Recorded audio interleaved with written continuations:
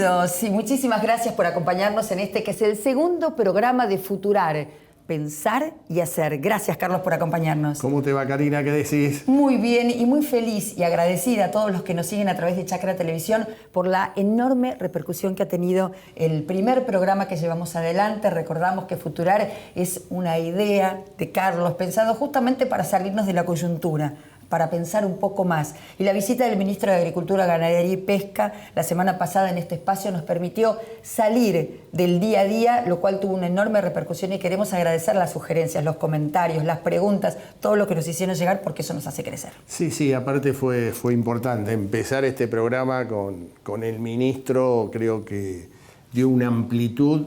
Y bueno, y un poco es eso, un poco es charlar con los protagonistas, pensar, reflexionar y fundamentalmente hablar de futuro. O sea, tenemos la obligación como país de dejar el pasado, la necrología. Exacto. Y hablar de futuro. Lo que quiero es hablar de futuro. Bueno, y esta es la idea de Futurar.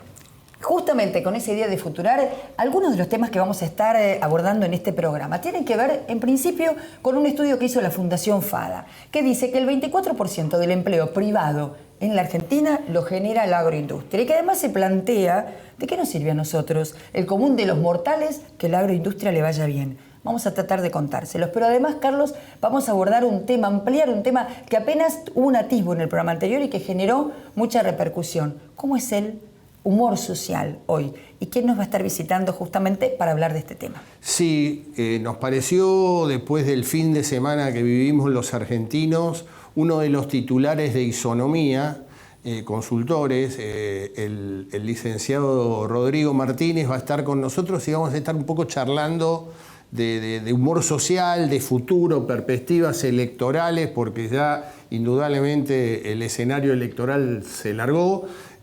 Situaciones internas en el Frente de Todos, situaciones internas en Juntos por el Cambio. Es verdad que Milei empezó a decaer cuando parecía el boom político del año. Bueno, un poco con todo eso vamos a estar hablando con Rodrigo Martínez, en el cual creo que va a estar muy esclarecedor y tener buenas ideas para lo que viene. Y precisamente porque la iniciativa de este programa es pensar y hacer, y en estos días más que nunca hay que tener los faros largos, como se dijo alguna vez en la agricultura, y no quedarnos solamente en nuestro pedacito, en nuestro quinchito. Es que ahora les propongo reflexionar, como lo vamos a hacer todas las semanas, y para eso los dejo con Carlos.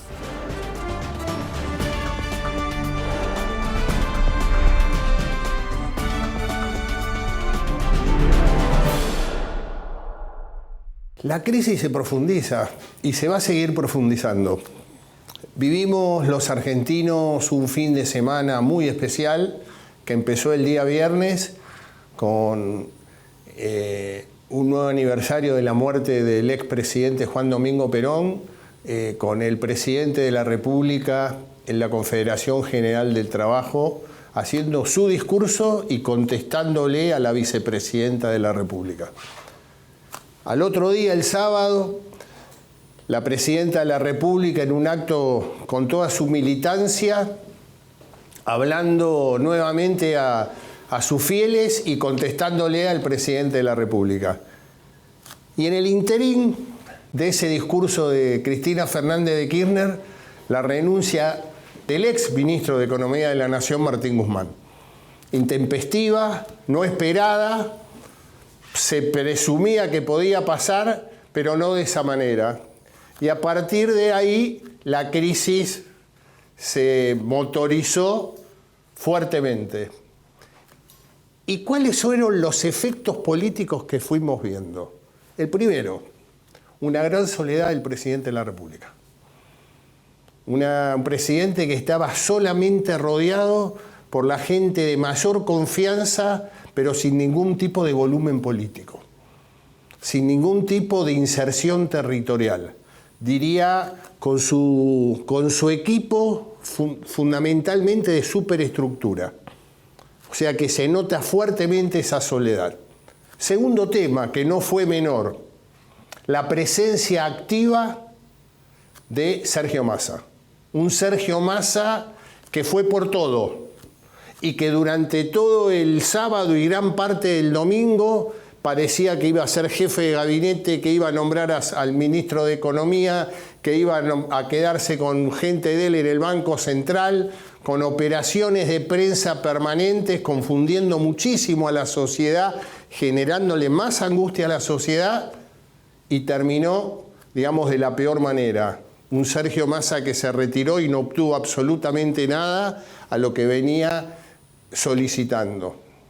Tercer tema, o tercer efecto, nuevo ministro, en este caso ministra de Economía. Digamos, en un acuerdo entre el presidente y la vicepresidenta, que dicho sea de paso, se produjo un hecho que para el mundo de la política es normal, que el presidente y el vicepresidente y la vicepresidenta hablan, es bastante lógico. Bueno, en la Argentina fue toda una novedad.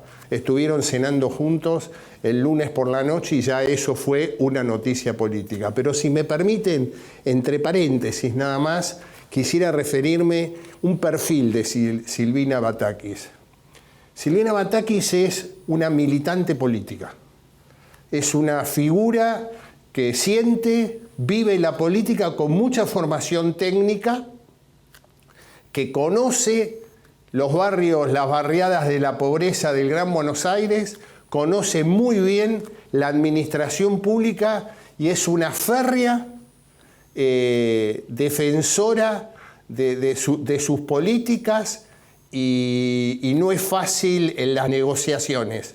Enfrentó duramente al que hoy es gobernador de la provincia de Buenos Aires, Axel Kicillof, cuando siendo ministra del gobernador Scioli en la provincia de Buenos Aires entre el año 2011 y el 2015, siendo Axel Kicillof ministro de Economía, estaban permanentemente en disputa por los fondos que estaba necesitando la provincia de Buenos Aires. Es una persona con muy buen nivel técnico que indudablemente no está con un puesto, digamos, de prestado. Me parece que hay que seguirla con atención a la ministra Silvina Batakis. Cierro paréntesis y sigo de los efectos con respecto a este tema de esta crisis que se sigue dando. Vimos la asunción del ministro, de la ministra, con muy poca presencia empresarial. El dato, ningún miembro de las entidades agropecuarias concurrió. Solamente fue la política, en este caso dirigentes del Frente de Todos, el sindicalismo en general en su conjunto y muy poquitos empresarios. O sea que indudablemente es una crisis que viene calando hondo, las diferencias entre el presidente y la vicepresidenta se siguen ahondando. Creo que vamos a medida que sigue pasando los días, el chip electoral de la dirigencia política está a pleno y todo está pensando en el año 2023. Y acá habría que tener mucho, digamos, cuidado porque vienen meses difíciles. Vienen meses de mucha crisis política y mucha crisis social. Este próximo sábado hay un plenario del Movimiento Evita. Hoy el Movimiento Evita enfrentado abiertamente con lo que es el kirchnerismo duro y fundamentalmente con la Cámpora. No creo que se vayan del Frente de Todos, no va a haber escisión política en el Frente de Todos con el Movimiento Evita, pero sí hoy digo en este programa que indudablemente el Movimiento Evita va a ser un referente importante en las pasos del año que viene.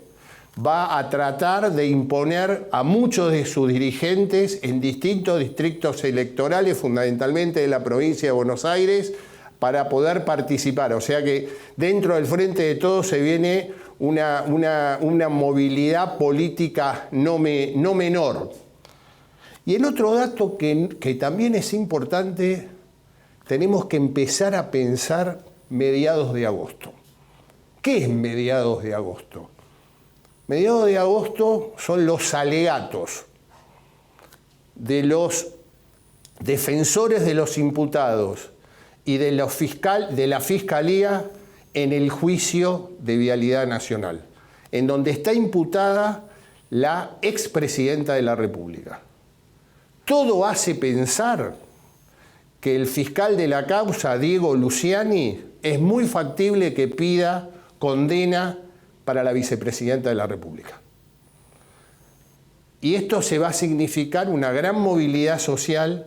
Las calles van a estar muy movilizadas, primero por partidarios con el tema de lo que viene con el tema de Cristina Fernández de Kirchner y a su vez por la conflictividad social en el tema económico. O sea, me parece que agosto hay que empezar a seguirlo con mucho detenimiento, fundamentalmente mediados de agosto. Estoy hablando a partir del 10, 11 de agosto hacia adelante. Las calles de la Ciudad de Buenos Aires indudablemente van a generar muchísima conflictividad en tránsito y a la vida de todos los ciudadanos porteños y del conurbano que vienen a trabajar a esta ciudad. Parece que estos son los escenarios que se están viviendo en un país que para la mayoría de los argentinos el mes no tiene 30 días, el mes tiene 20 días. ¿Y por qué digo 20 días? Y 20 días digo porque al trabajador, fundamentalmente al trabajador formalizado, el día 20 tiene que empezar a pedir el adelanto de sueldo porque no está llegando a fin de mes.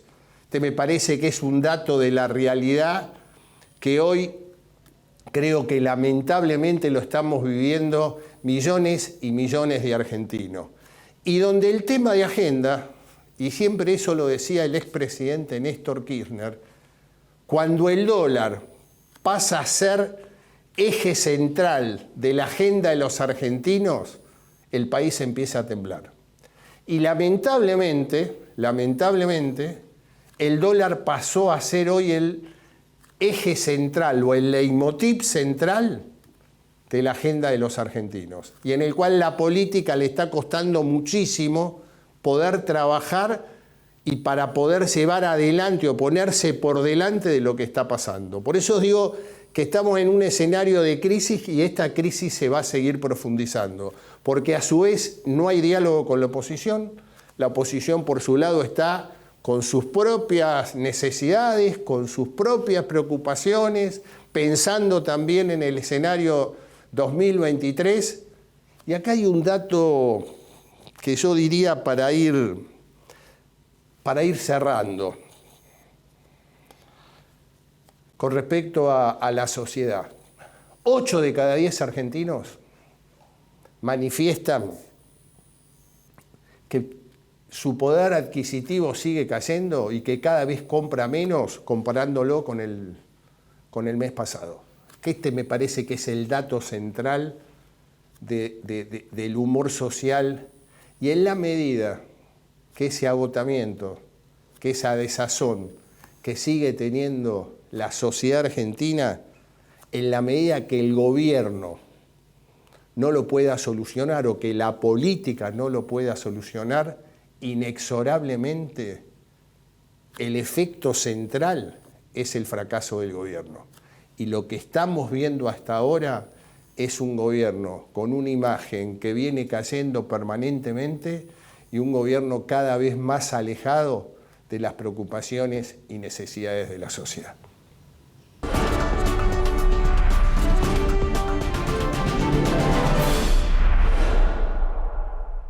Y en el marco de esta realidad que tan detalladamente analizaba Carlos, nos propusimos pensar qué lugar ocupa el sector agroindustrial y para ello acudimos a un informe de la Fundación FADA que da cuenta de, por ejemplo, qué porcentaje de empleo nacional está ofreciendo el sector agroindustrial hoy. Veamos.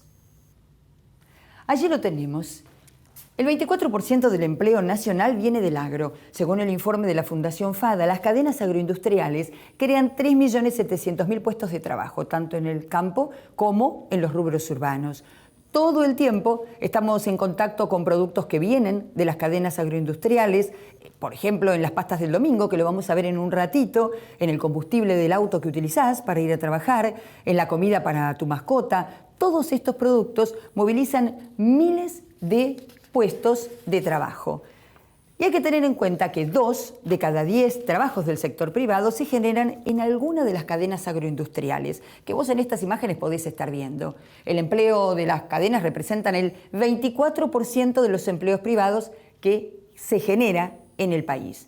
Pero también hay que destacar el potencial que tienen como generadores de trabajo para aportar al empleo nacional a través de las producciones regionales, pecuarias, agrícolas y de políticas que incentiven la producción para emplear cada vez más trabajadores. Y ahí lo tenés en la gráfica. Estos datos sirven para entender cómo la sociedad ve de alguna manera el sector agropecuario y cómo el campo de otra manera se ve a sí mismo. ¿Vemos nosotros como sociedad que 2 de cada 10 empleos lo genera el sector agroindustrial?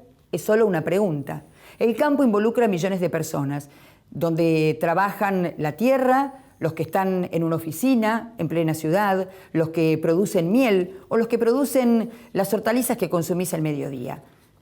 Es que el que pone la semilla, pero también el que hace todo el desarrollo científico que hay detrás, pertenece a la cadena agroindustrial. Las maquinarias, los que fabrican los insumos, los que transportan, los que administran, los comerciantes, los industriales, todos tienen un vínculo con el campo. La Fundación FADA destaca que el campo tiene potencial para crecer y encarar el triple desafío de aumentar la producción, el empleo y la generación de divisas. Ahora fíjate, ¿cómo me beneficia a mí que la agroindustria crezca? Más agroindustria implica más producción y más empleo, y eso decanta en un aumento de la actividad económica. El informe lo que dice es que crezca el agro implica una mejora para todos los argentinos, porque cuanto más grande es la torta, más grande podría ser la porción para cada uno, si esto fuera simplemente una cuenta matemática. FADA dice que las cadenas agroindustriales se caracterizan, entre otras cosas, por ser federales, por realizarse a lo largo y a lo ancho del país. El 31% de los empleos en las cadenas agroindustriales tienen que ver con productos primarios. A su vez, todos los productos obtenidos son consumidos por los argentinos, pero también son requeridos por el mundo entero, por lo que también hacen que ingresen divisas a partir de las exportaciones. Analizando por cadenas vemos que el 31% de los empleos se concentran en las economías regionales. Citemos un caso, el azúcar, las frutas, el vino. Pero el informe, fíjense, nos muestra este top 5. Son los motores del empleo. Las 5 cadenas que más trabajo generan en el sector privado y en la Argentina son las de la carne vacuna, con un 12%, las de las frutas, verduras, hortalizas y legumbres, con el 12%, el trigo, con un 10%, la soja, que también aporta un 10%, y el maíz, con un 8%. Estas 5 cadenas juntas generan la mitad de todo el empleo agroindustrial. Del informe de FADA también se desprende que el mayor generador de empleo es la producción, que es eslabón primario, que tiene el 38% del total. Le siguen la comercialización, con el 25%, después la industria, con el 22%, el transporte, que representa el 7%, los servicios conexos, el 5%, las maquinarias y los insumos, que representan un 5%. Ahora, ¿cómo se traducen en nuestras pastas del domingo, en nuestra vida cotidiana, los empleos que genera la agroindustria? Así cortito te lo decimos. Para cada ingrediente que usamos, para el plato que ves en pantalla, se moviliza una enorme rueda de empleo. Para cada ingrediente, por ejemplo, para la masa, productores de trigo, molineros, productores de huevo, transportistas, comerciantes. Para el queso, tamberos, transportistas de leche, los de la industria láctea, distribuidores, empleados del súper donde lo compramos. Y lo mismo pasa con los demás ingredientes. En el tomate y la cebolla, los huerteros y los verduleros. En la carne, la salsa de la cadena de la carne vacuna. Y también los granos, que son el alimento para esas vacas. Pero además, en cada uno de los procesos intervienen agrónomos, contadores, administrativos, el personal de los distintos puestos de venta y veterinarios. Miles de personas están en tus pastas cada fin de semana. Sin dudas, algunos de estos datos vamos a estar trasladándoselos a modo de pregunta en los próximos minutos a nuestro invitado de hoy, que ya se encuentra en nuestros estudios. Estamos hablando del licenciado Rodrigo Martínez. Él es uno de los directores de Isonomía. Pero fíjate aquí toda su trayectoria y por qué consideramos importante que él estuviera en este programa. Rodrigo Martínez es licenciado en Ciencia Política y Gobierno de la Universidad Torcuato Di Tella. Cursó estudios de posgrado en Estadísticas en la Facultad Latinoamericana de Ciencias Sociales. Es especialista en muestreo, análisis estadístico, descriptivo e inferencial. Y el diseño de modelos cual y cuantitativos para la ejecución y el análisis de proyectos de estudios de opinión. Se ha desempeñado como consultor para organismos internacionales en proyectos vinculados a la gestión de recursos hídricos, de diseño y ejecución de programas de desarrollo sustentable en diversas regiones del país. También participó, asesoró o dirigió múltiples campañas locales, estaduales y presidenciales en la Argentina y en el exterior. Por otra parte, Rodrigo ha coordinado diversos estudios de mercado, satisfacción, riesgo político y clima interno para prestigiosas firmas del país y del exterior, en el sector agropecuario, financiero, textil, de alimentos, energía, minería, entre los más importantes. En el sector público se desempeñó como director de gestión y programación electoral de la provincia de Buenos Aires. El licenciado Rodrigo Martínez fue docente en la Universidad Torcuato Di Tella y por varios años fue jefe de cátedra y profesor titular de análisis de opinión pública en la Universidad de El Salvador. Rodrigo Martínez es uno de los directores de Isonomía. Y ya está en otro sector de los estudios de Chacra Televisión dispuesto para la entrevista que va a realizar con nosotros. Enseguida, después de la pausa.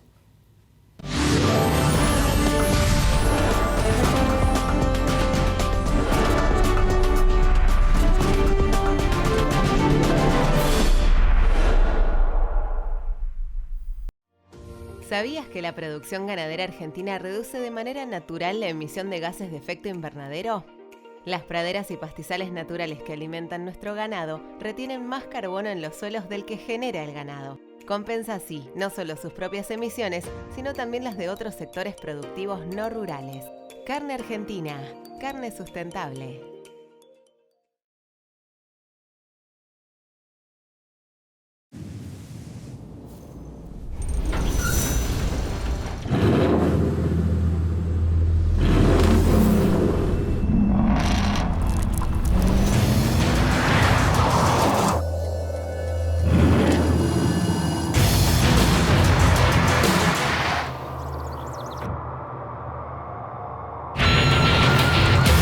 Amarok V6, la más indomable de las Amaroks. Volkswagen. Sabemos muy bien el esfuerzo que hacen miles de argentinos que trabajan e invierten en nuestra tierra. Y queremos estar ahí para acompañar e impulsar su negocio, haciendo que su día a día sea más fácil. Si el campo evoluciona, evolucionamos todos. Galicia, siempre junto al campo.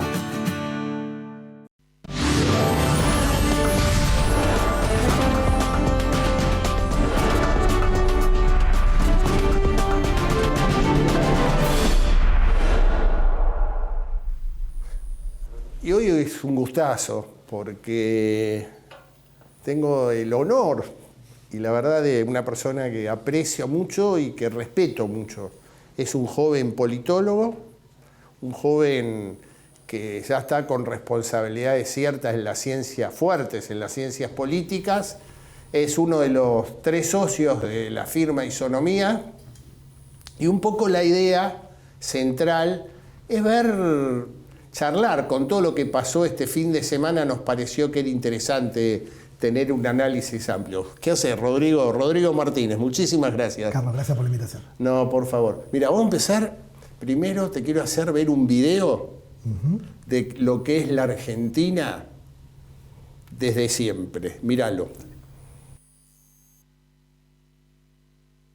Vericopeta, vos declamás, yo te sirvo unos fideitos, dale. Crece la desocupación en la Argentina, como también lo hace la deuda externa, la pobreza y la violencia todavía más. Sigue creciendo el éxodo de la gente del campo a las grandes ciudades y por supuesto los problemas de estas. Crece continuamente el costo de la vida y de la educación. Crece el éxodo de nuestros técnicos y profesionales sin cesar, crece el costo de los servicios públicos, también lo hacen los impuestos, crece el consumo de la droga, el estrés y la neurosis. Evidentemente, y sin ninguna clase de duda, Argentina es un país en crecimiento.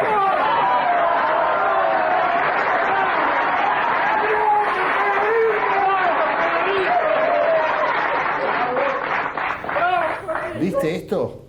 Creo que está claro que Argentina es un país en crecimiento, pero fundamentalmente es un país de más pasado que futuro. ¿Qué opinas?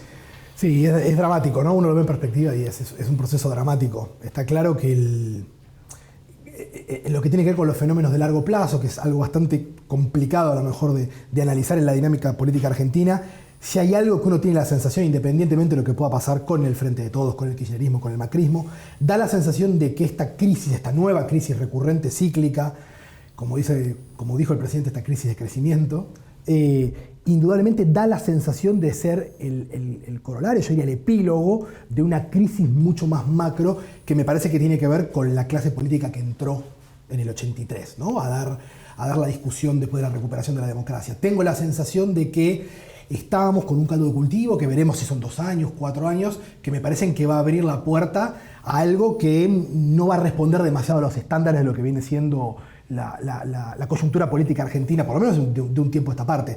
Pero lo que sí está claro, que tal como lo expresaba este video, y uno lo ve permanentemente, no solamente desde el punto de vista de las investigaciones, sino también en el diálogo, lo que uno empieza a notar es que hay un proceso donde ya ni siquiera la ironía, el sarcasmo de bueno, esto es Argentina, son respuestas que alcancen para mitigar un poco esta sensación de, ya te diría casi de derrota, ¿no? de gran parte de la ciudadanía. Vos sabés que esto que estás planteando, uno tiene la sensación de que hay un proceso político dirigencial agotado que es más de lo mismo, no se vislumbra hacia dónde puede ir, pero la preocupación que uno está viendo y viendo un poco lo que es la región, digamos, con conflictividades sociales en su momento importantes, es si Argentina, digamos, la dirigencia política está en condiciones hoy de poder, digamos, ser una barrera de contención a una bronca generalizada permanente, ¿no? O sea, yo decía hoy en el editorial, Argentina ya no es, los meses en la Argentina no son 30 días, los meses en Argentina son 20 días, porque a partir del día 20 el trabajador formalizado empieza a pedir adelanto de sueldo porque no sé, o sea que hay una situación en ciernes muy delicada, ¿no? Es muy delicada. Yo creo que de la mayoría de los casos relativamente exitosos del último tiempo, las experiencias políticas de América Latina, lo que uno notaba es que en términos generales las crisis disparaban por 2 vías. O eran crisis de legitimidad vía problemas de corrupción, como le pasó al final del periodo de Brasil y de Dilma en Lula, o lo que notabas eran crisis muy vinculadas a procesos de distribución. No digo que eran una u otra, en general podían ser combinados, el caso de Brasil es el mejor ejemplo, pero lo podés ver en Colombia, lo podés ver en el caso de Chile, sin ningún lugar a dudas. Lo que uno empieza a notar en el caso argentino es que no tiene que ver con procesos, si querés, más sofisticados vinculados a distribución del ingreso, a la incorporación de nuevas capas de la ciudadanía a la discusión pública, que es un poco lo que pasó en Chile, o por ejemplo, problemas mucho más vinculados a cómo está institucionalizado y estructurado el sistema de partidos, que puede ser el caso de Perú. Lo que uno ve en la Argentina es que es un proceso de deterioro vinculado pura y estrictamente a la clase política como la vía para resolver conflictos. Es decir, el problema no es como puede pasar en otros países, decir, a mí no me gusta el resultado de las cosas, no me gusta el estado de las cosas. Es un problema con los interlocutores. Es un daño muy estructural que me parece que la clase política y sobre todo los principales exponentes, Cristina, Macri, si querés, como los más encumbrados, pero desde Milei hasta las variantes más trotskistas, si querés, de la izquierda, no tienen la capacidad de ser ese vehículo. Nosotros siempre en nuestra jerga cotidianamente lo que decimos es la capacidad que tiene que tener un proyecto político para ser electoralmente viable, es ser un auto, un colectivo atractivo para subirte. Hoy no hay ningún argentino que tenga un mínimo de confianza para subirse a ningún vehículo.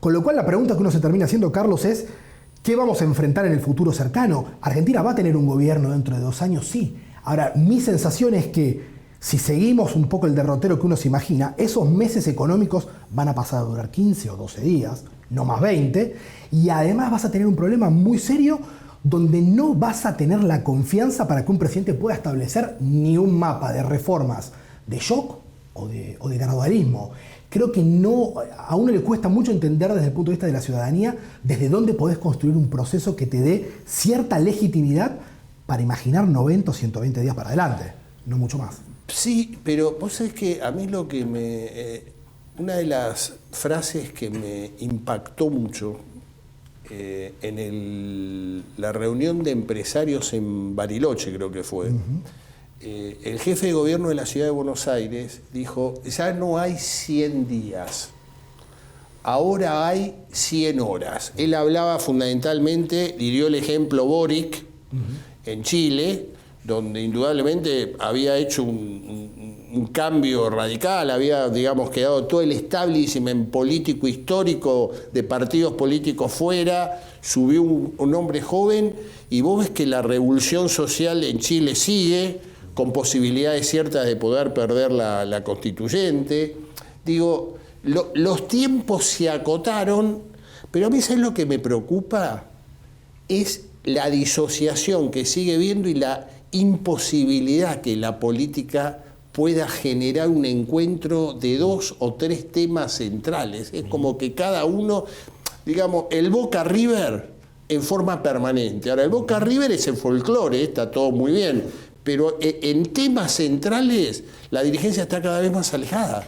Yo coincido, yo creo que ese es un dato que me parece que reviste mucha gravedad, porque en el fondo lo que en general desde nuestro rol, nuestro trabajo como consultores, vos muchas veces veías, es que quizás esos procesos de desencuentro tenían que ver más con posicionamientos estratégicos de puertas para afuera. Lo que uno nota es que hoy no hay una partitura en común como para poder sentarse en una mesa y decir, sobre 2 o 3 cosas nos ponemos de acuerdo, y sobre estas otras podemos discutir, pero siempre en los márgenes. Yo creo que hoy hay un problema, y vuelvo al primer punto, Carlos, yo creo que hoy hay un problema, honestamente, hasta de qué se entiende desde los dos grandes... está esta mirada mucho de la grieta, ¿no? Yo incorporaría Boca River y poner un tercer grande en el medio, el que quieras, porque tampoco hay un consenso en ese debate fuera de la cámara de televisión, ¿no? Fuera de la estrategia de comunicación, en el que, por ejemplo, Macri, Milei y Cristina puedan coincidir sobre 2 o 3 temas de agenda. Y parte de lo que nosotros estamos viendo en nuestro trabajo más cotidiano con dirigentes políticos es que inclusive, por ejemplo, dentro de las segundas o terceras líneas del kirchnerismo, que en general siempre fueron muy programáticos y altamente estructurados respecto al liderazgo de Cristina, verticalismo total, hay cierto nivel de descontento con esta idea de estamos discutiendo en el 2021 el kirchnerismo del 2007, ¿no? Es decir, ya intrafuerzas políticas, esas mesas como para poder intrafuerza política consensuar 2 o 3 temas o una mirada sobre un determinado tema, tampoco.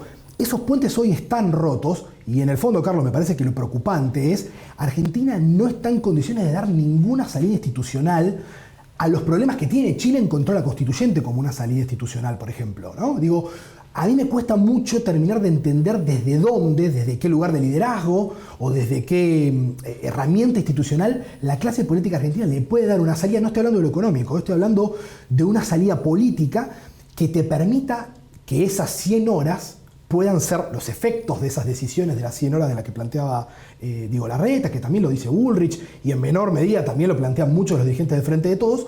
¿Cómo haces que sean sostenibles 90 días en términos de aceptación social, ¿no? Sí, porque yo lo que veo es que, digamos, el humor social sigue siendo muy refractario, digamos, los niveles de tolerancia cada vez son más angostos, esto lo veo. El año que viene, fíjate, tenemos 2 fechas interesantes, tenés 40 años de democracia y 20 años de kirchnerismo, pero fundamentalmente un kirchnerismo que no se animó a pegar un salto a futuro. Un kirchnerismo, digamos, que se quedó con viejas banderas. Estamos acá en un canal de campo, o sea, haciendo un programa político o hablando de política.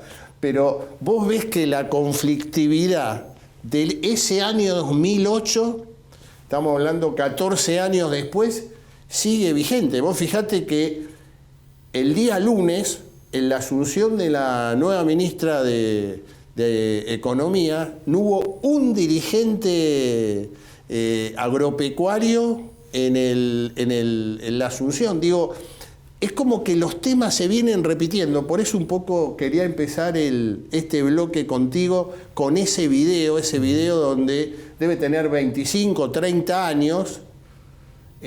Y vos decís, esto que planteó es exactamente lo mismo, estamos discutiendo los mismos temas, ¿no? Totalmente. La agenda de temas en la Argentina es, digamos, evidentemente circular. Hay un elemento que viene, por lo menos nosotros, desde que tenemos investigación profunda, que es desde un par de años antes de la crisis del 2001, lo que notamos es que en paralelo a esta discusión cíclica se vino derrumbando la capacidad de los políticos de solucionar cualquiera del problema político que sea el que esté en boga, ¿no? Digamos, en los momentos en que parecía una incipiente recuperación económica, que volvías con temas vinculados a calidad del empleo en su momento, ahora sería planes sociales, la versión moderna, empezabas con los temas vinculados a seguridad, más acá en el tiempo, lo que vos ves es que cada vez la gente le va tachando cada vez más casilleros. Ahora, esa discusión sigue siendo permanentemente cíclica. Y si vos, por ejemplo, mirás el caso brasilero, las decisiones que está tomando Lula ahora, para dar respuestas justamente a que esa agenda no sea cíclica respecto a la que él dejó cuando se fue, terminó en un acuerdo con el que conceptualmente fue su principal partido de oposición durante sus 8 años de gobierno, ¿no? Digo, no tiene que ver, yo siempre tengo esta discusión, digo, los problemas en la Argentina son viejos y son cíclicos, pero el problema no es que la clase política sea vieja. Yo creo que la clase política argentina sí con lo que se quedó son con mecanismos viejos para dar respuesta a esos problemas. Esta discusión muchas veces es etaria, ¿no? El problema es que los dirigentes de la Argentina tienen 70 años. Digo, los dirigentes argentinos en el siglo XXI quieren darle respuestas, por ejemplo, a todas las temáticas del agro, con las mismas herramientas del 2008, pero lo que es más grave, Carlos, con las mismas herramientas que pretendió darle respuestas en la década del 80. Digo, hay evidentemente un problema que me parece a mí tiene otro corolario del que otra conclusión o otro matiz del cual en general no se habla mucho, que tiene que ver con la incapacidad que ha tenido también la clase política argentina de producir administración pública profesional. Digo, también es un problema que te encierra en que a problemas cíclicos vos des respuestas cíclicas. Sí, hacemos una pausita, son menos de un minuto y vamos a incorporar a Karina, que te va a hacer algunas preguntas de agro, me dijo, así Dale. Que prepárate. Dale.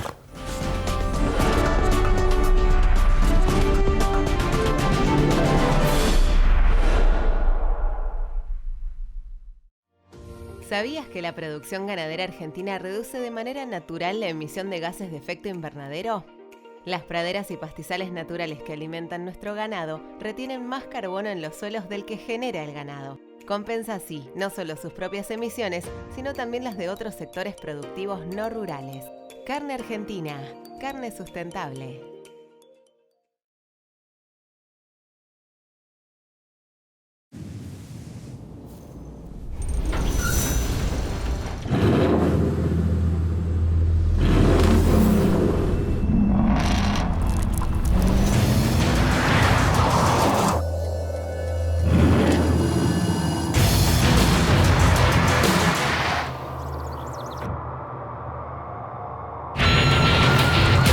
Amarok V6, la más indomable de las Amaroks.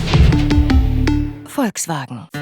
Sabemos muy bien el esfuerzo que hacen miles de argentinos que trabajan e invierten en nuestra tierra. Y queremos estar ahí para acompañar e impulsar su negocio, haciendo que su día a día sea más fácil. Si el campo evoluciona, evolucionamos todos. Galicia, siempre junto al campo.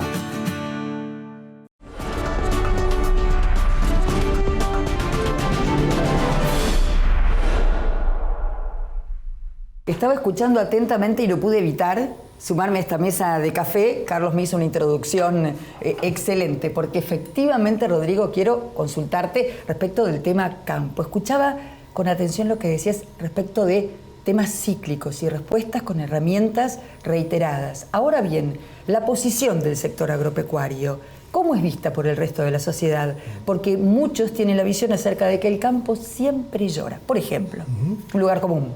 Bueno, ahí hay un punto muy, muy interesante. Digo, cuando vos observás en términos generales cuál es la respuesta social a los planteos del sector agropecuario, está claro que tenés miradas profundamente divergentes si lo haces en las periferias de los grandes centros urbanos, así vas a ciudades medianas o chicas del resto del país. Claramente la predisposición positiva o negativa.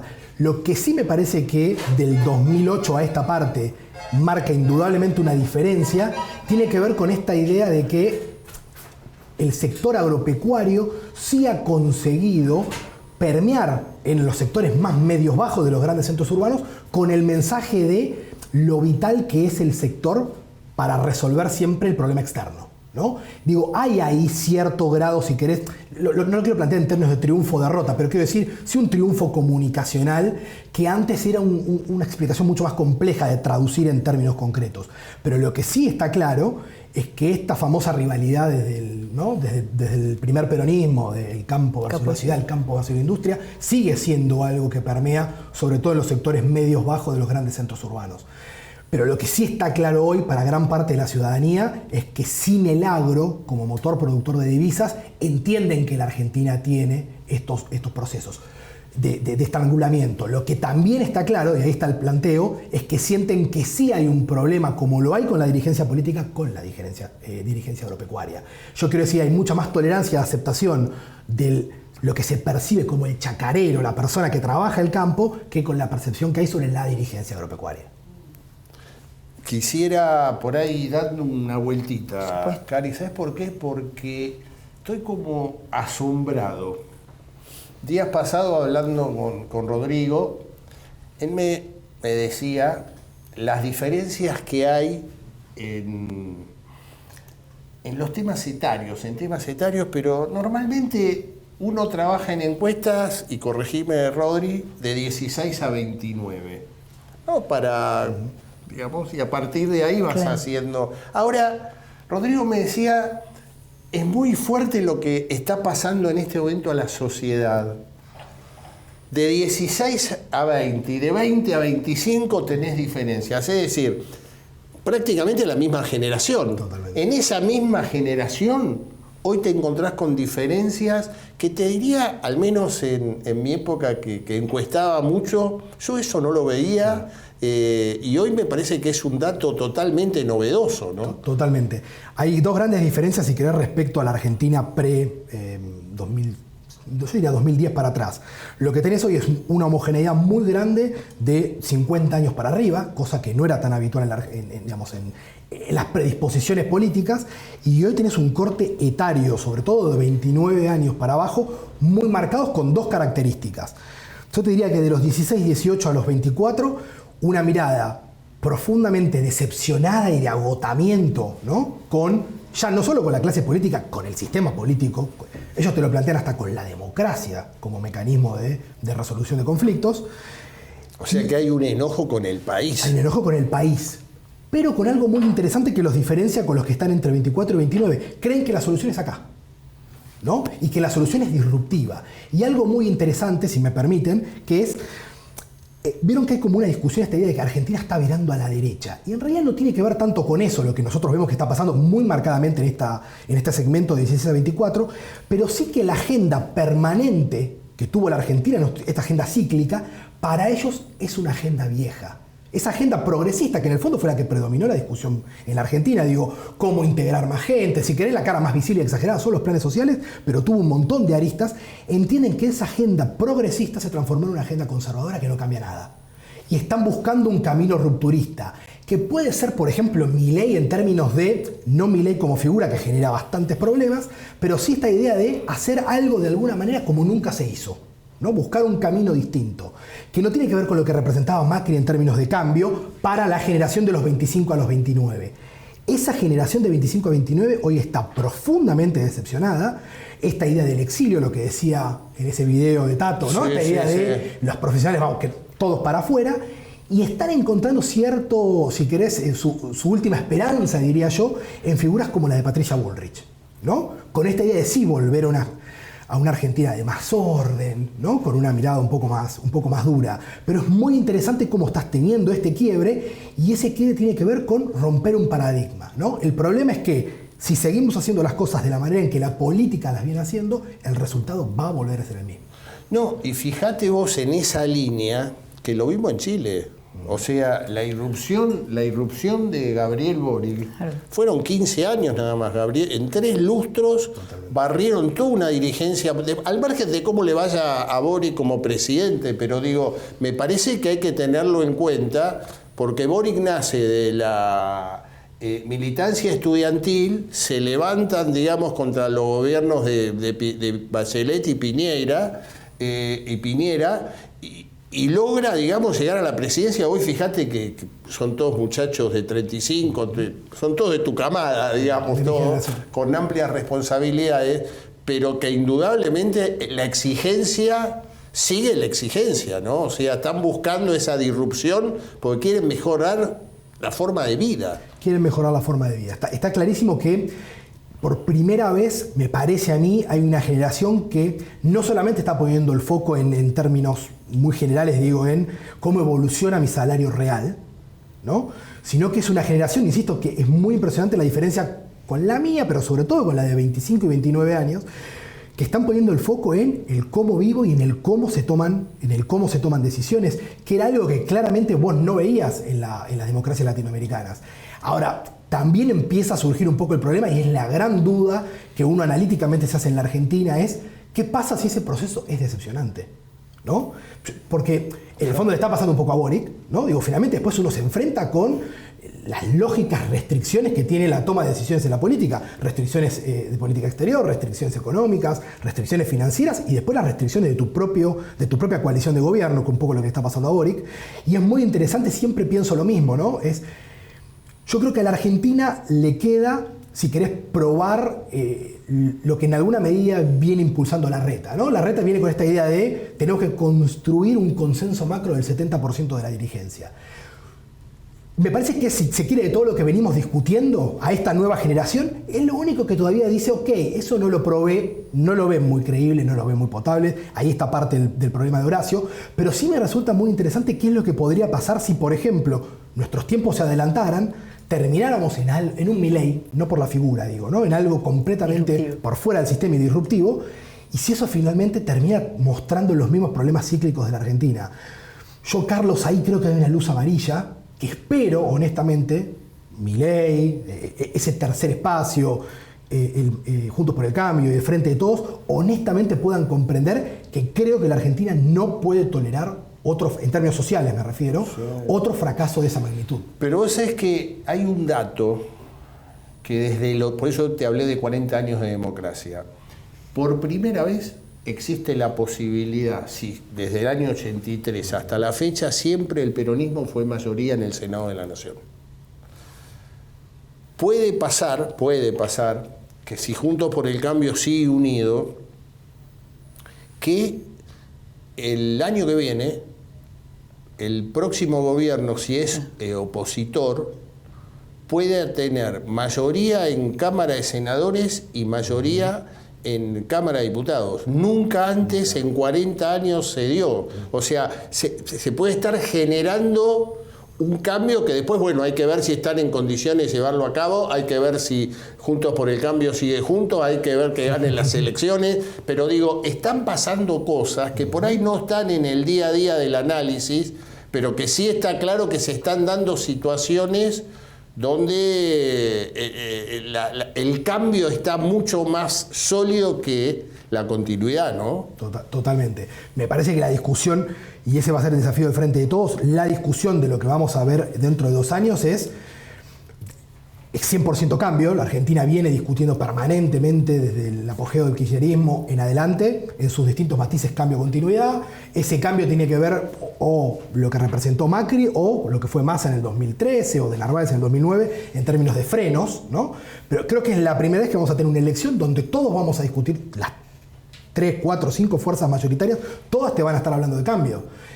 Es muy interesante terminar de ver cómo van a poder, de qué manera van a poder decodificar esa demanda de cambio, pero me parece, Carlos, que tal como lo estás diciendo vos, vas a enfrentar 2 desafíos. Uno es, vas a tener que construir esa voluntad de cambio haciendo matices muy marcados en términos etarios, cosa que no era habitual en la política argentina, en términos de género, que no era algo relevante en la política argentina, por cada vez de manera más marcada en términos de nivel socioeconómico. Digo, es la primera vez que el peronismo va a tener que hacer un enorme esfuerzo para convencer a su histórica base de sustentación electoral, ¿no? Digo, hay un tema ahí. Vas a enfrentar una por primera vez, creo yo, un proceso electoral donde la marca del peronismo va a estar sustancialmente deteriorada, por ejemplo, respecto a la marca del radicalismo, que están con un proceso de renovación, y donde también, ¿sabes qué? Y con esto cierro, creo que vas a entrar en un momento en el cual, por primera vez, la clase política no va a tener un enemigo que no sea ella misma, ¿no? Y ese me parece que es un dato, tomando estos datos institucionales que vos marcabas, digo, lo que puede pasar en Senado, lo que ya pasó en diputados y que es bastante difícil que se revierta, lo que está pasando en la provincia de Buenos Aires, ¿no? Digo, uno puede, pero por ejemplo vas a tener un próximo presidente donde no va a tener ningún enemigo, no va a ser el agro, ¿no? No van a ser los militares, no van a ser la alianza, los radicales, va a ser la propia clase política, va a ser un fenomenal desafío, e insisto, Carlos, para nosotros como analistas, particularmente para Isonomía como investigadores de opinión pública, pero para la clase política es un terreno absolutamente novedoso. Nosotros hace rato que no vemos niveles de volatilidad en la interacción con la ciudadanía cuando la consultamos, como estamos viendo en estos últimos 2 o 3 años. Milei sube 10 puntos, baja 10 puntos. Hay algunos dirigentes que sostienen, ¿no?, mucha estabilidad, pero digo, es muy impactante ver cómo todo lo que nos parecían que eran las reglas de juego establecidas, las formas de analizar la política y la realidad que entendíamos, que nos ayudaban a entender un poquito qué es lo que estaba pasando, hoy están todas puestas por lo menos en duda. Yo quiero agradecerle enormemente a Rodrigo que nos esté acompañando. Realmente es apasionante, lo seguiríamos escuchando 1 hora más. Renovamos la invitación para muy pronto, para que pueda conversar con nosotros. No me alcanzan los dedos de la mano para la cantidad de preguntas que quisiera hacerte respecto al tema agro. Gracias por habernos acompañado, gracias Carlos, también por haber sugerido la participación de Rodrigo. Te quedás con nosotros unos minutos más porque vamos a escuchar y vamos a poner la atención ahora a un momento muy particular. Porque en Futurar tenemos el dato. Yo me voy levantando.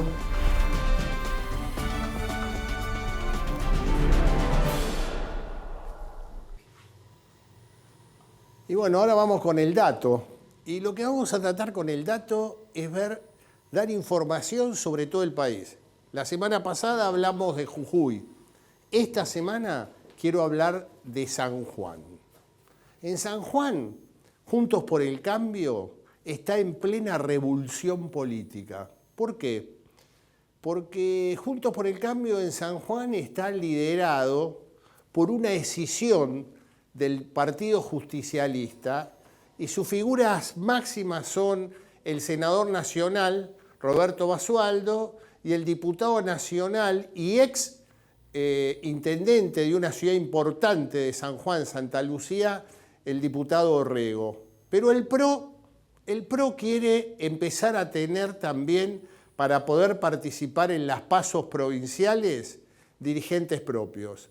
Y hoy el PRO está buscando dirigentes de Juntos por el Cambio que responden fundamentalmente a Republicanos Unidos, la fuerza que lidera López Murphy. Así que yo le diría, seguimos con mucho detenimiento la provincia de San Juan porque en Juntos por el Cambio están pasando cosas y el PRO quiere tener una impronta muy fuerte porque cree que es una de las provincias en el cual puede haber batacazo y en el cual el peronismo puede tener serios problemas que cuando termine el mandato de Sergio Uñac, después de 20 años, hay posibilidades de alternancia política en la provincia de San Juan. Bueno, esto ha sido todo por hoy. El próximo jueves volveremos a estar con ustedes y esto fue Futurar. Muchísimas gracias.